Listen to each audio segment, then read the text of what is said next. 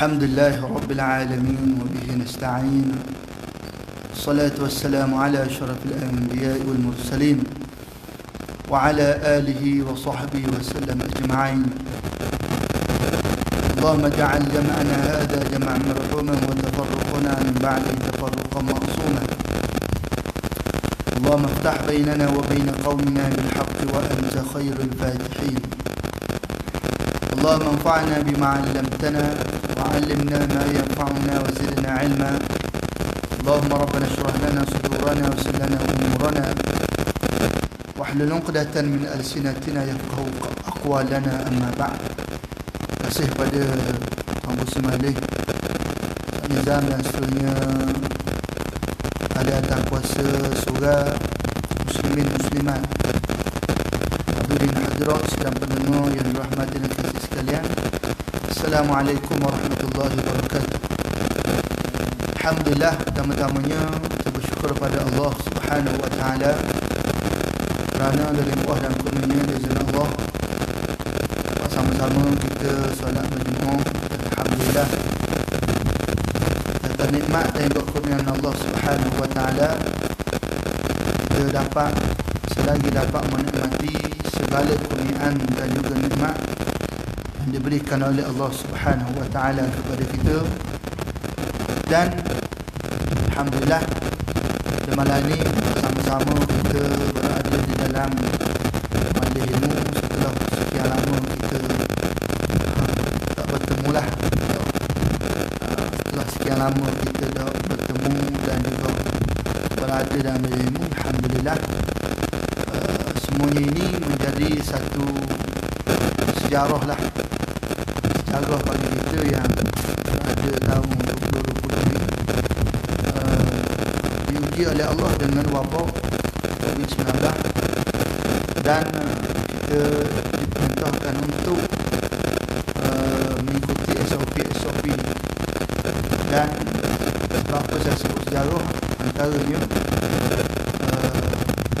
kalau dulu ada juga penyakit-penyakit, ada juga penyakit yang melibatkan semua. Semua dulu tak tahu penyakit apa. Cuma ada sebut mana Tuhan tu ada tak. Penyakit awal tu tak tahu penyakit tahu. Pagi sakit, tak mati. Dulu tak tahu penyakit kenapa. Kemudian pula setu mungkin orang pakai orang sebulat-bulatnya menyerah pada Allah lah. Maknanya tak ada cara lain orang pun tak tahu. Maka melalui zikir-zikir dan seumpamanya bergantung kepada Allah. Cuma zaman kita ni, ini juga cara kebergantungan kita pada Allah dengan mengikuti SOP dan seumpamanya supaya kita dapat mencegah wabak itu dia menolong dan seumpamanya. Ini satu daripada hikmah dan juga kenangan lah sejarah kita lah, dan kita tak ada cucu ni dan kita cucu lah. Dan seumpama dengannya, maka semua inilah orang panggil satu ujian yang Allah nak uji kita, nak memperingatkan kita tentang bagaimana nikmat yang sebelum ni kita boleh buat, lepas pada tu tak boleh buat. Dan kita diberi pula, dibuka balik, diberi kelonggaran balik untuk menjalani perjalanan kehidupan kita walaupun tidaklah seperti mana dulu, tapi paling kurang kita telah diberikan kemudahan dan keringanan dari segi SOP dan sebagainya. Dan kita mohon pada Allah supaya tidak ada lagi wabak ini di masa-masa yang akan datang, insya-Allah. Dan semoga Allah lindungi kita daripada sakit dan seumpama dengan. Dan alhamdulillah, kita kembali balik ke menjadi tanggungjawab kita pula menghidupkan surah-surah, menghidupkan masjid. Dah buka ni, kita hidupkan masjid surah, hidupkan majlis ini. Alhamdulillah, sini dulu macam dulu juga, maknanya moga ada orang kata lepas PKP ni yanggih surah dah. Alhamdulillah, mana pun sekali juga, maknanya semangat itu bukan hanya sekadar masa PKP saja semangat nak suruh buka cepat. Buka juga senyap habis. sedikit. Alhamdulillah kita dekatkan diri kita dengan rumah Allah. Sebab itulah Nabi sallallahu alaihi wasallam sebut dalam hadis yang banyak berkaitan dengan kelebihan orang yang melangkah ke masjid, melangkah ke rumah Allah Subhanahu wa taala.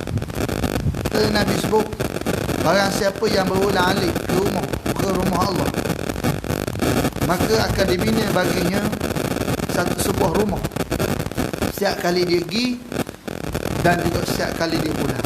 Allah akan bina baginya rumah-rumah mana? Rumah dalam syurga. Setiap kali dia pergi dan setiap kali dia pulang. Maksudnya dia pergi sekali tu boleh setir rumah, balik setir rumah juga boleh. Tapi mana? Dalam syurga. Kalau sini kita umat juga dah pergi dah jabat daerah beri rumah setir. Kalau kita je balik pula setir lagi, kira cukup tepat.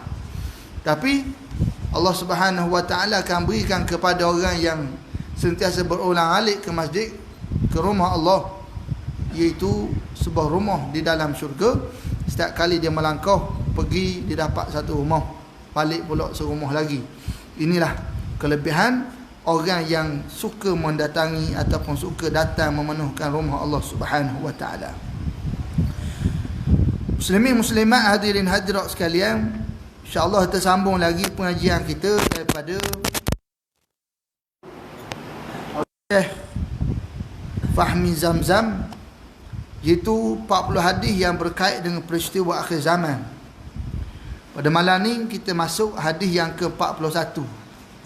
Bermakna berbaki lagi satulah. Kalau habis ni maka berbaki satu lagi hadis daripada kitab ini yang telah disusun oleh Syekh Fahmi Zamzam. Hadis ini berbunyi, an Abdullah bin Mas'ud radhiyallahu anhu anin Nabi sallallahu alaihi wasallam qala inna baina yaday as-sa'ati taslim al-khassati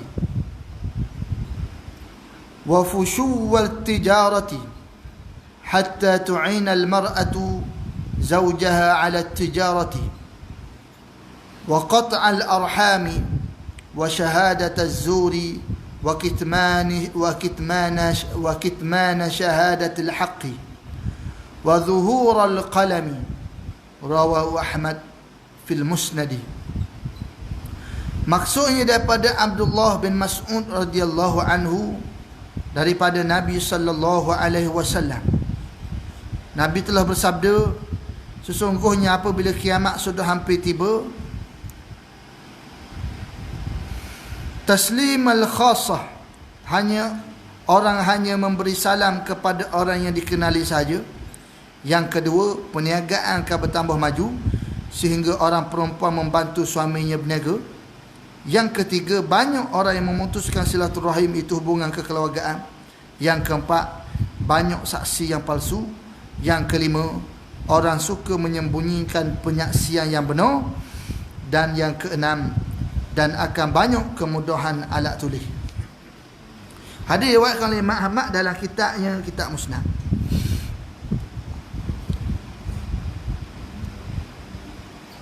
Hadis ini Syekh Fahmi Zamzam disebut bahawa antara petanda akhir zaman itu ialah berkait dengan apabila ekonomi semakin meningkat, kemudian orang perempuan bekerja dan kemudahan alat tulis. Ini di antara yang disebut oleh yang diletakkan tajuk oleh Syekh Ahmad Fahmi Zamzam. Hadis ini diriwayatkan oleh sahabat Nabi yang bernama Abdullah bin Mas'ud radhiyallahu taala anhu daripada Nabi sallallahu alaihi wasallam, dan disebut bahawa Nabi kata di sana ada petanda, inna baina yaday as-sa'ah, sesungguhnya apabila hampir nak dekat dengan kiamat. Disebut inna baina yaday as-sa'ah, maksudnya dekat dah. Dekat dah, bila dekat nak kiamat, maka Nabi sallallahu alaihi wasallam sebut antaranya yang berlaku adalah tasliman khassati. Kita pernah sebut dalam hadis yang Nabi sebut berkait dengan apa yang kita baca pada malam ni, iaitu diterjemahkan oleh pengarang kitab taslimal khassati. Maksudnya apa? Hanya beri salam kepada orang yang dikenali saja. Hak yang kenal saja beri salam. Hak tak kenal dia tak beri. Hak tak kenal dia tak beri. Sedangkan Nabi SAW dia beri salam kepada sesiapa yang hak dia kenal dan hatta hak dia tak kenal. Salam, Assalamualaikum. Dah. Sehingga Nabi SAW bersalaman walaupun hanya sekadar selisih saja. Contoh, dia lalu tepi jumpa depan dinding, contohnya salam, lalu pula jumpa pula depan, selisih lalu pula tu Nabi SAW bersalamah pula. Nabi salam. Jadi antara sunnah, perkara yang menjadi satu benda yang sangat baik adalah kita mengucapkan salam, beri salam, Assalamualaikum. Biasa kadang-kadang orang yang mengamalkan sunnah, dia jumpa siapa-siapa jalan, Assalamualaikum, beri salam. Beri salam. Saya masih ingat lagi, biasanya orang yang membudayakan benda ni lah, kebanyakannya orang-orang Arab biasa. Jadi budaya, dia dah jadi sampai tahap budaya itu. Lalu Assalamualaikum, tengok Assalamualaikum, beri salam, walaupun tak kenal. Benda-benda ini antara amalan ataupun kita boleh jadikan sebagai budaya, biar jadi lekat. Walaupun kita tahu kelebihannya, tetapi benda nak buat supaya yang berlangsung semua tu benda yang sangat payah. Sebab itu Nabi SAW sebut bahawa orang hanya beri salam kepada dia kenal saja. Orang yang tak kenal tidak beri salam. Antara sebab dia, antaranya apa yang nak digambarkan oleh Nabi SAW, orang yang payah nak beri salam sebab apa? Pertama, sebab ada sifat ego dalam diri. Sifat ego. Beri salam, kadang-kadang orang anggap siapa yang beri salam dulu komang. Patut muah tegur aku dulu. Faham? Jadi gitu. Jadi oleh sebab itulah amalan mengucapkan salam ini ada amalan yang boleh kita amalkan walaupun kita nak Assalamualaikum. Lebih-lebih lagi orang yang kita tak kenal dia, dia tak kenal kita. Terutamanya kalau kita pergi surau masjid, nampak Tok Siok tengah nyapu, tengah bersih. Lalu bila berhenti singgah sembahyang, wilah salam, Assalamualaikum. Tahu, paling kurang dia tuan rumah. Ibarat dia tuan rumah lah, dia pergi beri salam ke dia. Jadi sebab itulah disebut di sini oleh para kitab bahawa di akhir zaman orang hanya akan beri salam pada sahabat yang telah dikenali sahaja, bukan seperti yang dituntut dalam agama, supaya kita mengucapkan salam kepada semua orang Islam, sama ada kita kenal ataupun kita tidak kenal. Nabi sebut afshus salam bainakum. Nabi sebut dalam sebuah hadis, afshus salam, itu maksudnya sebarkanlah salam di kalangan kamu. Beri salam. Orang tua, orang muda, budak-budak. Kalau dalam kitab yang yang hadis-hadis telah disusun oleh Imam Nawawi dan kitab Riyadhus Shalihin, sebut panjang berkait dengan memberi salam. Beri salam. Budak-budak beri salam ke orang tua. Orang tua beri salam kepada orang muda, budak-budak dan seumpama dengan. Tanda dia, tanda penghormatan. Bahkan perkataan Assalamualaikum tu satu doa dah. Maksud dia apa? Salam sejahtera. Mudah kira kau, selamatlah kamu gitu. Salam sejahtera ke atas kamu, itu selamat sejahtera ke atas kamu. Ini maksud, itu maksud salam. Assalamualaikum, maksud salam sejahtera ke atas kamu. Beri salam pun biar molek lah, biar betul. Assalamualaikum. Assalamualaikum tak jadi Assalamualaikum. Faham? Assalamualaikum tak jadi. Assalamualaikum tak jadi. Ya Assalamualaikum. Assalamualaikum. Kira faham tak? Assalamualaikum tak jadi kau. Ni zaman WhatsApp pula. Tulis panjang pun tak apa. Assalamualaikum. Assalam. Boleh ke assalam pun boleh, tapi tak lengkap. Nabi ajarnya Assalamualaikum. Assalamualaikum. Ha? Salamun. Salam sejahtera. Tapi kalau boleh Nabi ajar boleh Assalamualaikum. Dibahaskan, dibincangkan oleh ulama kait dengan perkataan assalam. Assalam. Boleh juga assalam, tak maksudnya sejahtera. Dah, assalam. Maksudnya apa? Sejahtera. Boleh juga, tapi itu nak hak afdal. Assalamualaikum. Nabi ajar Assalamualaikum. Assalamualaikum. Biasa Assalamualaikum ubah lah. Assalamualaikum. Salam juga Assalamualaikum. Jadi tak siapa makna. Assalamualaikum. Assalamualaikum. Bisalam. Assalamualaikum. Bisalam. Dan bila kita bisalam, kita sedang mendoakan untuk saudara kita. Disebut oleh kita keadaan ini menunjukkan bahawa hubungan kemesraan di kalangan kaum muslimin sudah amat berkurang. Hubungan kemesraan antara kaum muslimin sudah berkurang. Itu tersebut tadi. Berubah menjadi sombong, angkuh. Tak kenal, tak salam. Sebab apa? Sebab tidak ada lagi rasa kemesraan antara satu sama lain. Sebab itu Nabi SAW sebut tanda di antara tanda-tanda yang mesti kita lah, kalau boleh kita tambah tergolong di kalangan orang yang melakukan sedemikian.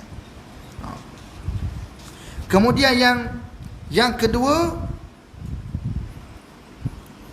wa fushu wat tijarati hatta tu'ina al-mar'atu zawjaha 'ala at-tijarati, iaitu perniagaan akan bertambah maju sehingga orang perempuan membantu suaminya berniaga.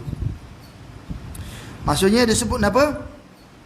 Iaitu perniagaan bertambah maju sehingga orang puan membantu suaminya berniaga. Adakah ianya salah? Tak.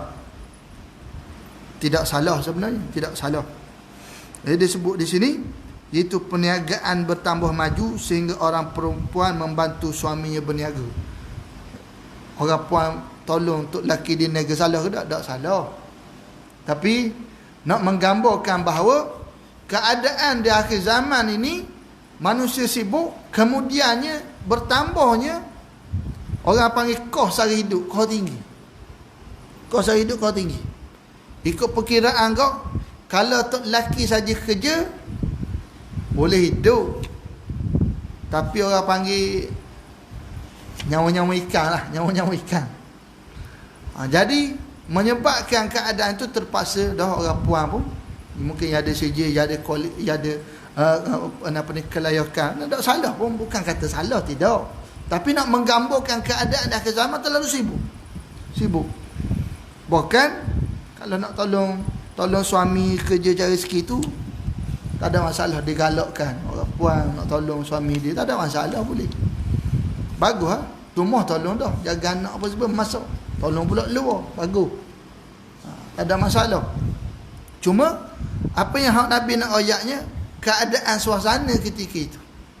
Di akhir zaman, orang bila dah naik kos sara hidup, orang pun terpaksa suami isteri kerja. Terpaksa suami isteri kerja, membantu keluarga. Walaupun kalau ikutnya adalah lebih mudah ataupun lebih dari satu sudutnya, orang perempuan duduk rumah, jaga anak dan seumpama dengannya, jaga perut suaminya dan seumpama dengannya. Tapi kalau dia memilih untuk bekerja pun tidaklah menjadi satu kesalahan sebenarnya. Sebab itu disebut di sini, cara hidup di akhir zaman juga mendorong orang puan untuk bekerja di luar rumah, terutamanya dalam perniagaan. Wa fushu wat tijarati hatta tu'ina al-mar'atu zawjaha 'ala at-tijarah. Maknanya perniagaan bertambah maju sehingga perempuan membantu suaminya berniaga.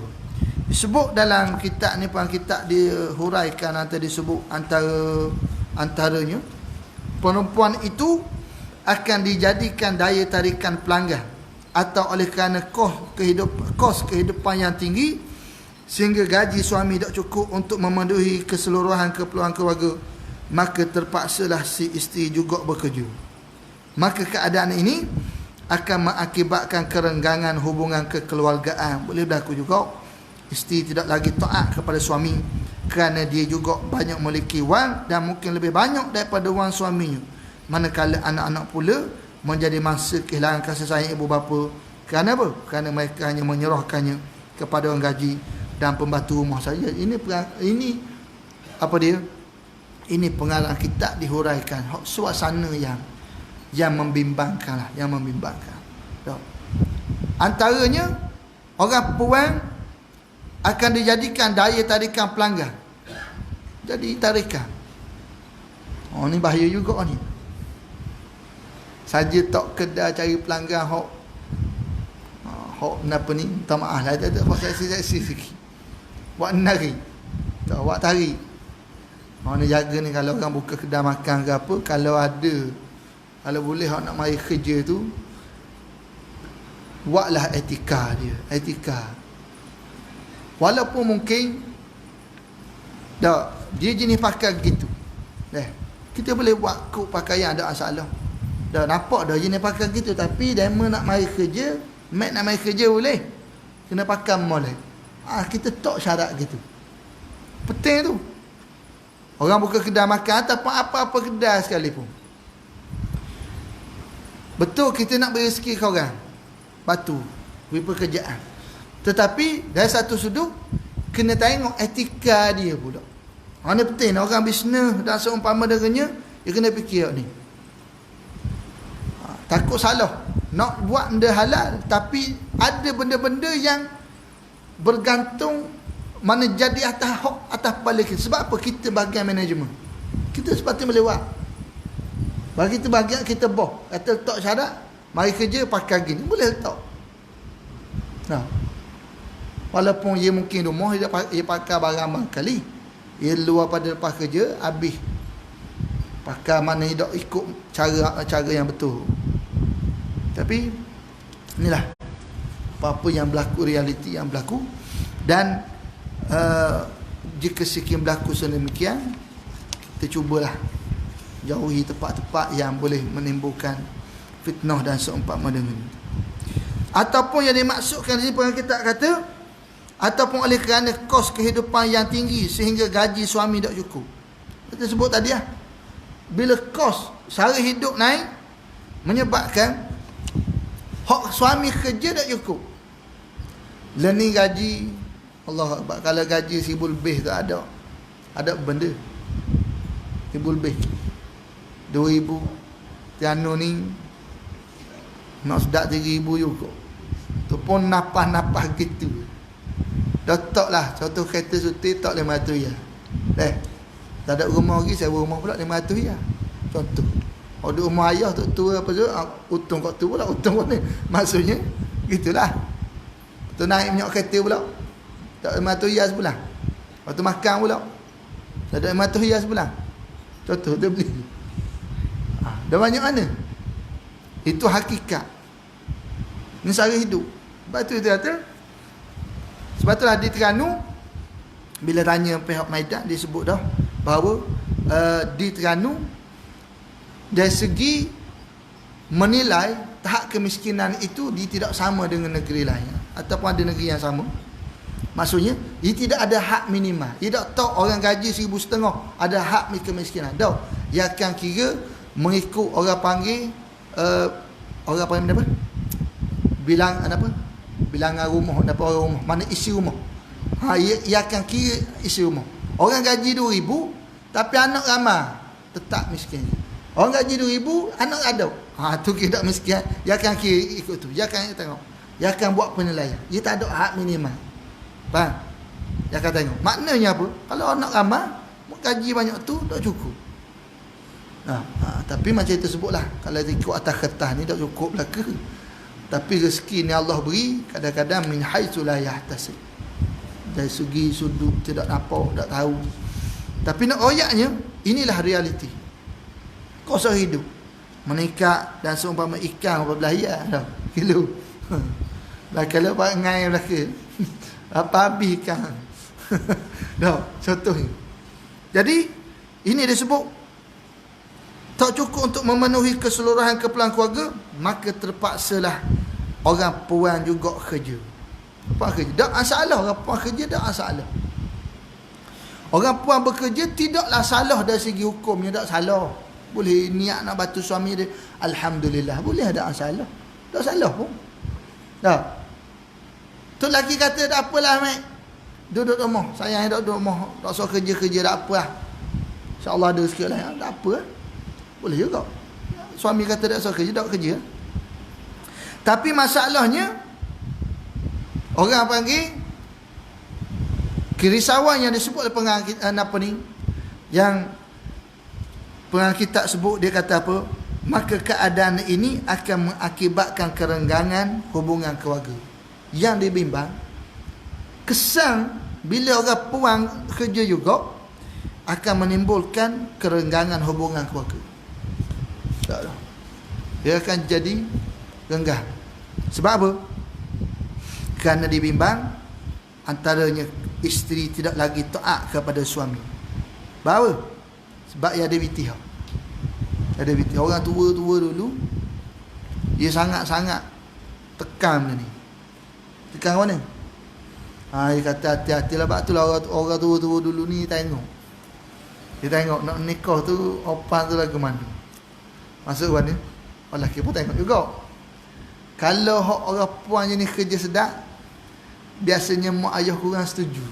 Kalau lelaki tu kerja tak sedap, biasanya kebiasaan. Sebab apa? Sebab dia akan mikir dari segi ketaatan tu.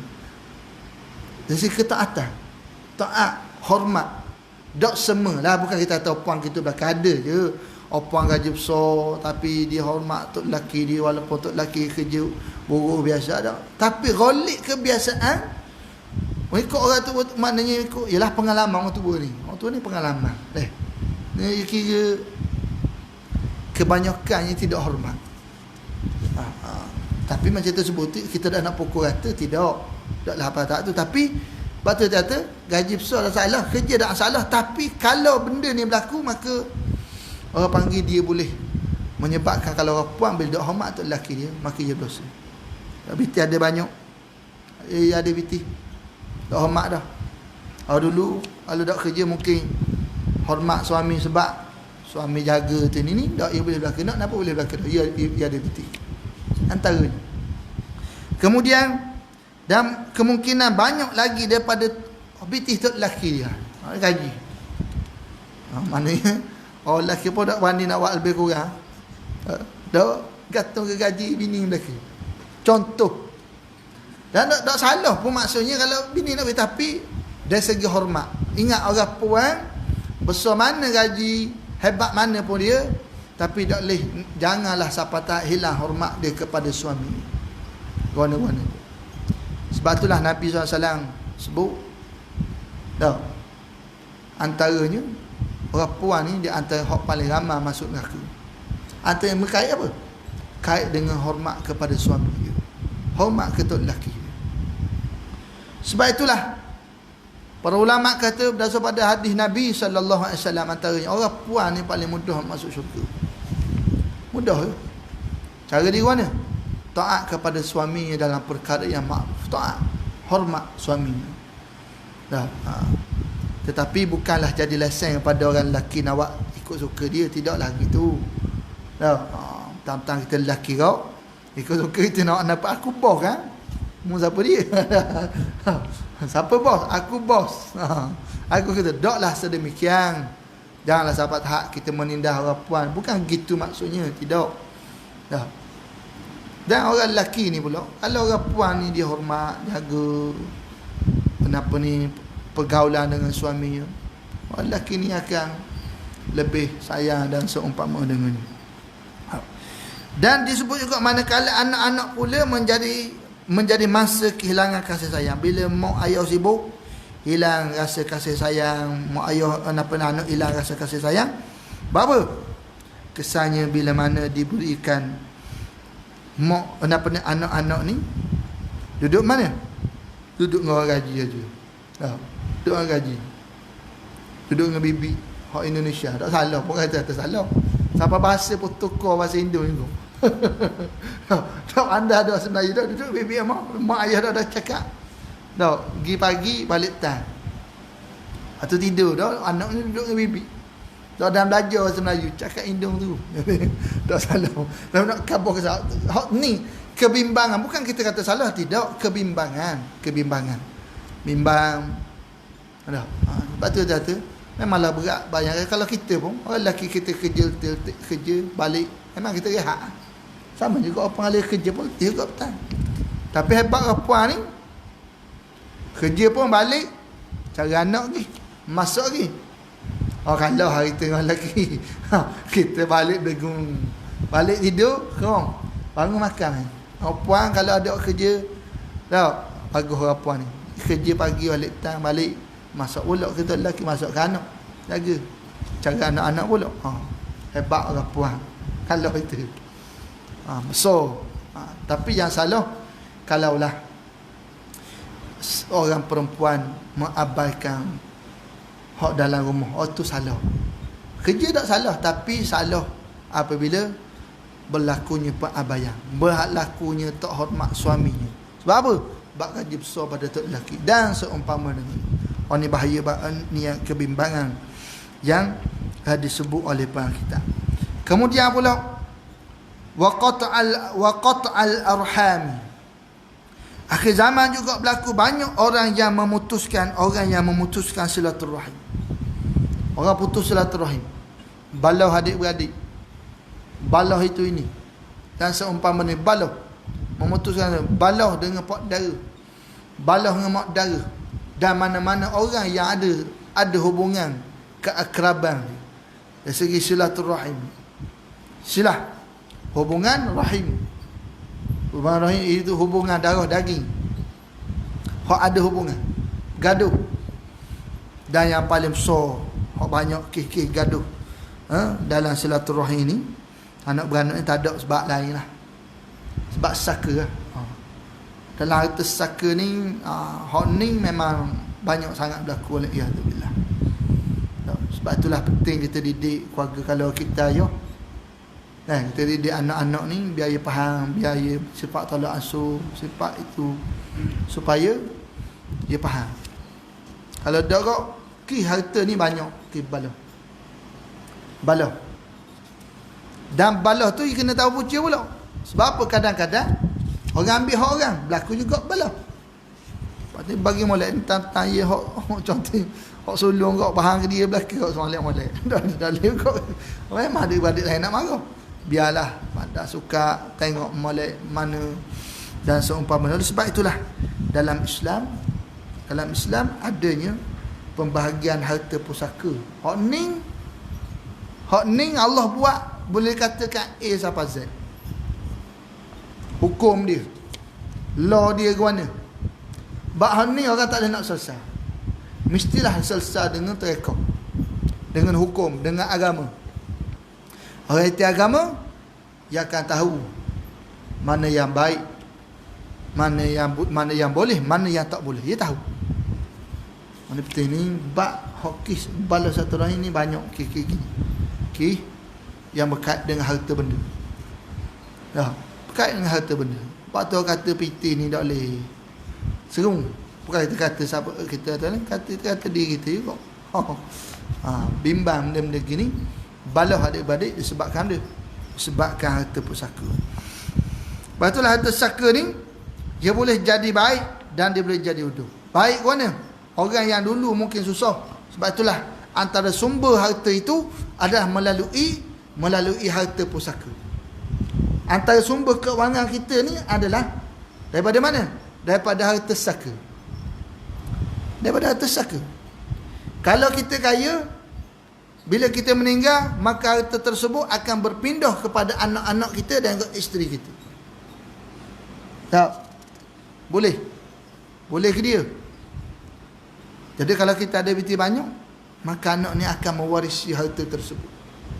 Akan mewarisi. Sama juga kalau kita ada mak ayah kaya, mak ayah kita mati, maka kita akan mewarisi itu. Mungkin tak ada piti kali mak ayah mati. boleh saka, boleh mah, boleh tanah, boleh biti. Dah bagi. Ada dah mula-mula sedih lagi. Dah. Segar mula dah. Salah ke tak? Tak pun sebenarnya kalau fikir dari satu sudut, pembahagian atau pesaka ni sebenarnya untuk memujuk balik hati pewaris yang sedih disebabkan kematian kematian apa ni, orang yang dekat tu lah. Faham? Ya sedih. Tapi bila boleh harta terobat sikit tau. Terobat sikit boleh harta. Rasa katakan memang sungguh benda tu. Terobat Allah buat tu comel. Faham? Supaya hilang rasa sedih. Dak elak sepenuhnya pun paling kurang terobat. Oh dapat alhamdulillah. Jadi sebab itulah penting juga kita buat pengurusan keuangan. Harta kena ada. Jangan kata ada harta tak ada apa. Tak kena ada harta. Kena ada harta. Macam mana kita nak tinggal kepada ahli keluarga kita? Nabi sebut innaka intazar warasataka aghniya khairun min antazarhum 'alatan yatakaffafuna an-nas. Nabi sebut kamu meninggalkan ahli keluarga kamu dalam keadaan kaya, berduit lebih baik daripada kamu tinggalkan mereka dalam keadaan terpaksa menagih simpati orang ramai. Faham? Kita faham ni antara ketakutan kalau sebagai seorang ketua keluarga. Lagi kalau saya mati, kita mati ngejuk ke mana ke, kenapa tinggal apa itu? Tahu? Kenapa tinggal kanak? Dah lah apa ada kerja. Duduk rumah. Kenapa nak buat? Batu learning digalakkan ambil khairat kematian. Takaful boleh. Bukan insurans tapi ambil hak atas nama takaful. Takaful ni kalau ada berlaku kematian maka pewaris yang penama yang kita letak tu dia akan dapat hak ada tu. Oh itu lebih berapalah atas tu lah. Saya sebut ni bab pengurusan nak kait tadinya dengan pewaris ni lah. Kenapa kita tinggal? Sebab itulah boleh ambil ada hak kenapa ni orang panggil simpanan yang dia buat ataupun pelaburan yang dia buat sebanyak 1 hiyas sebulan. 1 hiyas sebulan. Kalau berlaku kematian dia matilah. Kalau dia mati kadang khairat tu dia atas tu kadang-kadang ada tu dia beri 130,000. Kalau meninggal disebabkan belanggar tambah 100,000 lagi boleh 200,000. Paling kurang kalau kita nak nyimpan tak dan. Paling kurang bila kita meninggal maka pewaris tersebut dia boleh merasai nikmat tersebut, boleh rasa kesenangan. Dah. Yalah kita ni taklah sampai tahap macam Umar bin Abdul Aziz. Umar bin Abdul Aziz so kira. Sayyidina Umar bin Abdul Aziz dia meninggal dunia dalam keadaan dia tak tinggal, boleh dia kata tak tinggal selesai lah harta. Sehingga kejut kamu ni khalifah, sehingga kata khalifah yang kelima. Bapa tak tinggal harta, tak tinggal harta. Tak tinggal harta pada anak-anak kamu. Dia pun jawab, ni kita tak apa tahap tu. Dia kata paling kurang dia kata kalau aku mati aku tak ada piti. Dah. Anak-anak aku tidak menggunakan harta tersebut pada jalan yang salah. Faham? Oh itu dah apa tahap tu. Dah. Dia kata mana? Biar ada piti pun paling kurang aku tidak meninggalkan harta yang mana harta ini akan menyebabkan rosak anak-anak aku kaki bila tak ada. Gitulah lebih kurang ayat dia. Tidak apa tahap tu. Kalau ikut Nabi sebut lebih kuat lagi. Nabi kata kamu tinggalkan anak pewaris kamu dalam keadaan kaya lebih baik daripada kamu tinggalkan dia miskin. Yatakaffafuna nas, terpaksa meritik tanda tangan cari orang lain. Faham? Ini Nabi sebut. Tak salah pun. Jadi boleh ambil ada pembiayaan simpanan tu apa boleh sebagai komitmen kita untuk khairat kematian tu contohnya. Kemudian yang ketiga, yang keempat, wa syahadataz zuri antara tanda akhir zaman adalah iaitu banyaknya saksi palsu, syahadat az-zuri, saksi penyaksian yang pelawak, saksi pelawak, tak nyopoh pun ada tapi pelawak. Jadi ini di antara benda yang disebut oleh Rasulullah sallallahu alaihi wasallam, saksi yang palsu, pelawak, nawak, sopoh hari. Tapi sebaliknya, baik itulah kalau kita lihat banyak perkara-perkara ini berlaku di akhir zaman, orang sanggup bersumpah. Sebab apa? Sebab dibayar. Bayar pun sanggup sumpah juga. Kemudian wa kitman syahadatil haqqi, orang suka menyembunyikan penyaksian yang benar. Kitman, menyembunyikan penyaksian yang benar. Dia tahu tapi dia tidak royak, dia tidak menjadi saksi terhadap perkara tersebut. Sebab itulah Allah sebut dalam Al-Quran, barang siapa yang menutupnya, wa man yaktumha fa innahu athimun qalbuh, yang disebut oleh Allah Subhanahu wa taala dalam Al-Quran, iaitu barang siapa yang menyembunyikan, yang apa ni, menyembunyikan, di mana disebut ya allazina amanu syahadatu bainikum idza hadara ahadakumul maut, dan kemudian Allah Subhanahu wa taala sebut dalam Al-Quran, jika sekiranya kamu menyembunyikannya, athimun qalbuh, barang siapa yang menyembunyikan, dalam ayat lain, wa in kuntum ala safarin falam tajidu katiban aw farihanun maqbudah. Kemudian Allah sebut di hujung ayatnya, wa man yaktumha fa innahu athimun qalbuh, orang yang menjadi saksi dah benda ni betul, dia tahu benda tu betul tapi tak mau jadi saksi walaupun dia tahu betul, maka Allah kata barang siapa yang menyembunyikannya, maka sesungguhnya dia adalah orang yang berdosa hati. Bahaya. Orang tahu dan diminta untuk menjadi saksi tapi tak mau jadi saksi, maka orang ini berdosa, haram hukum. Kalau orang tak suruh jadi saksi lagi, tak apa, dia tu je tengok satu benda tapi dia senyap malah aku cara tak malah cara. Tapi contoh, bila contoh ada kes itu berigat dan orang menjadi saksi untuk beri saksi, dia kena tampil untuk beri saksi. Kalau dia kekal gitu juga, maka dia berdosa. Hatta dalam bab tadi pun, kalau dia nampak, dia kena jadi saksi, kena royak, kena melaksanakan amar makruf, suruh benda baik dan mencegah kemungkaran. Yang terakhir yang disebut oleh Rasulullah sallallahu alaihi wasallam, iaitu apa dia? Iaitu wa zuhurul qalami, itu akan banyaknya kemudahan alat tulis ataupun pena. Di sini para ulama sebut maksudnya di sini adalah kemudahan untuk menulis. Kemudahan menulis. Dulu nak boleh sampai ke surat tu makan hari, makan bulan. Contoh, kalau kita lihat sejarah, diadakan kalender Hijriyah tu sebab apa? Kalender Hijriyah ada kalender Islami Hijri tu sebab apa? Antara sebab. Antara sebabnya, jarak nak hantar surat tu jauh.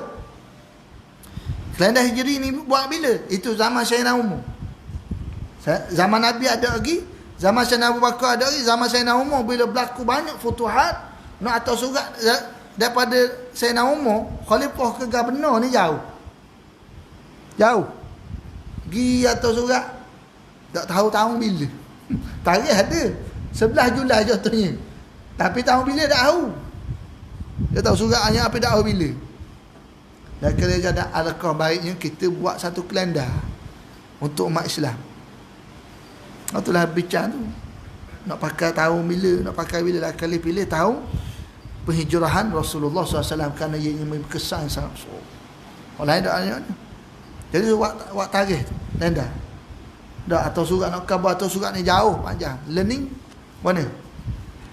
Learning klik sekali kan. Pas US, pas Jepun siapa? Tahu lagi. Mudah. Bila mudah tu kok, mudah fitnah. Hak buruk-buruk mudah fitnah, mudah buat benda jahat, mudah ni. Tapi yang baik banyak juga. Jadi disebutnya zuhurul qalami, banyak kemudahan menulis. Bila qalam banyak kemudahan menulis. Bila sebut ni, dia bukanlah satu keburukan, tapi benda ni boleh digunakan untuk baik dan boleh digunakan untuk keburukan. Boleh. Sebab itulah orang kita kata, begitu pula di akhir zaman akan wujud kecanggihan alat tulis dan bahan bercetak dan media massa, termasuk alat komputer, internet dan lain-lain lagi. Alat inilah semestinya digunakan untuk mengangkat martabat manusia. Namun apa yang berlaku ialah sebaliknya. Segala alat-alat yang canggih itu telah banyak digunakan untuk pembohongan dan memutarbelitkan kenyataan dan mencemurkan martabat insan itu sendiri.